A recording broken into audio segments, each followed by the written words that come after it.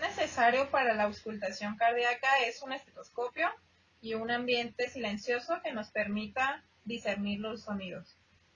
El estetoscopio tiene varias partes: dos olivas, dos ojivas, el tubo en Y, la manguera, así como la campana, que es para bajas frecuencias, y el diafragma, que es para altas frecuencias.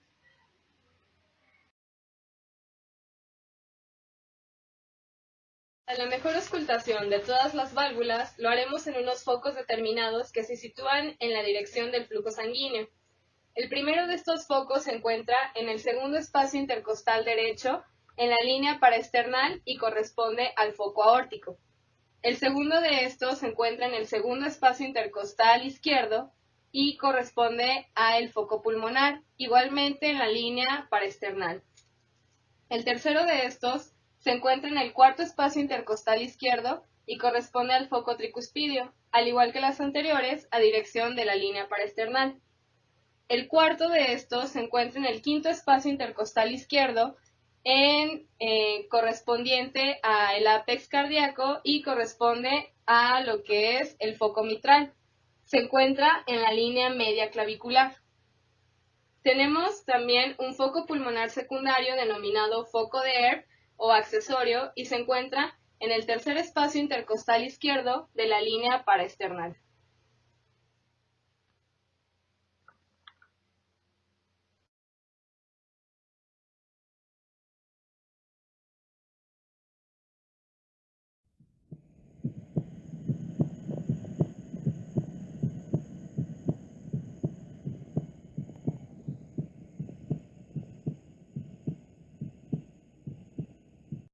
Bueno, ahora les vamos a dar una explicación de lo que viene siendo el primer ruido. El primer ruido es lo que viene siendo el cierre de las válvulas auriculoventriculares, que son la tricúspide y la mitral. El R2 o ruido 2 es el cierre de las válvulas sigmoideas, aórtica y pulmonar.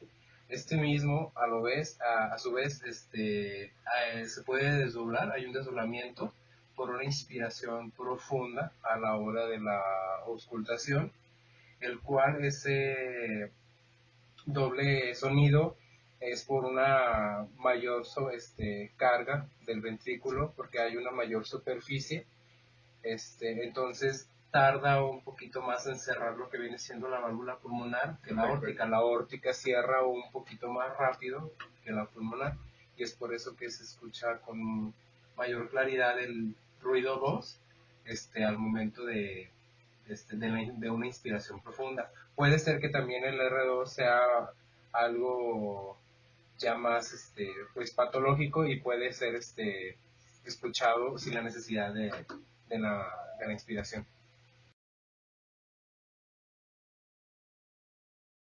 El ruido 3 es viene después del R2 y esto es consecuencia, bueno, el ruido 3 es un ruido patológico, en ocasiones es fisiológico, está dado por la rigidez de las paredes ventriculares, entre las cuales en donde se puede escuchar el ruido 3 son en una insuficiencia cardíaca y en una insuficiencia mitral, hablando de que sea un ruido patológico, y en una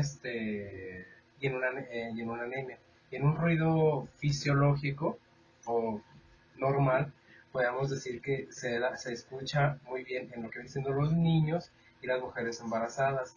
En los niños, ¿por qué? Porque como su cuerpo está muy pequeño y el flujo de sangre es más fuerte, entonces tiende a escucharse más ese ruido. Y en embarazo, pues también por ese aumento del flujo. Ojo, no siempre hay que darnos por bien entendidos que en niños y embarazadas, aunque se escuche este ruido 3, quiere decir que sea fisiológico. Hay que investigar y hay que saber por qué esto puede ser también a causa patológica, no necesariamente fisiológica.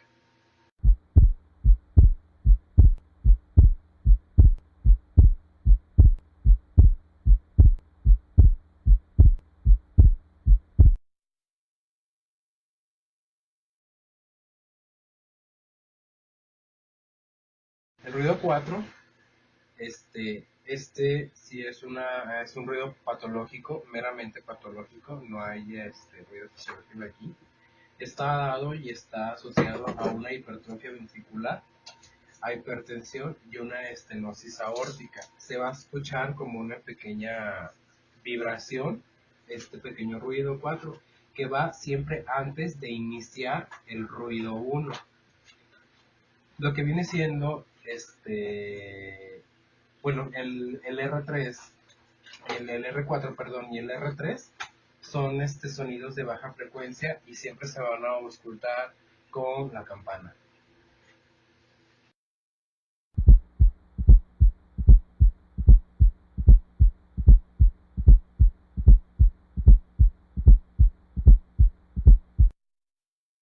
Para terminar, como ya les había comentado, el R3 y el R4 son sonidos de baja frecuencia que se van a auscultar con la campana.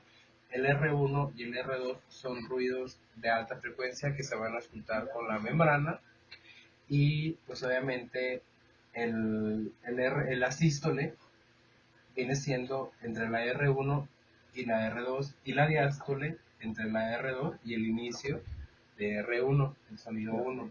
Siempre va a ser más largo la diástole que la sístole. Hay que tener en cuenta. Pues eso.